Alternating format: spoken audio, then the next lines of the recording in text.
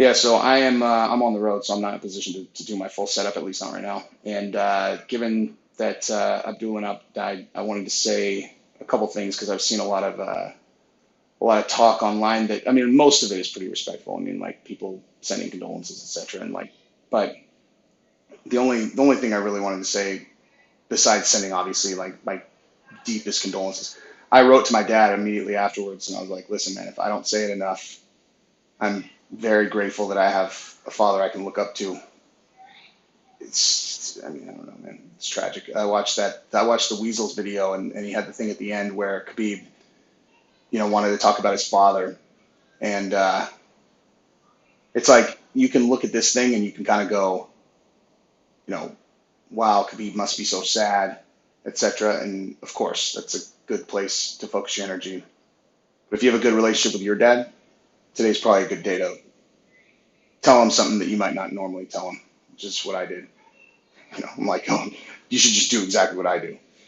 But I mean, I feel pretty confident that that's probably a good use of everybody's time as it relates to this thing. And so the only other thing is like I hear people talking about like, do you think Khabib's going to retire? Do you think this affects who's going to like, is he going to still fight Gaethje, etc.? It's like I'm not weighing in on that, and I'm telling you right now, no one should. Like no one should weigh in on that because that's not like analyst territory. That's not fan territory. That's like real life, like that's like how's Khabib going to manage the death of his father, who was his coach, that he still lived with, as far as I know, and even if he didn't, I mean, it's like that's not it's not for anyone to speculate. Like, and I looked at what Ariel wrote.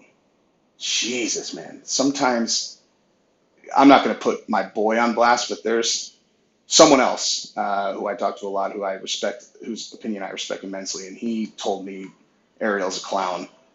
And I saw what Ariel wrote on Twitter, and I just was like, dude, you can't even like you can't just give condolences without trying to turn it into some story or some issue. Oh, if there was an MMA Hall of Fame, Abdullah would be a first ballot. It's like, shut up, man.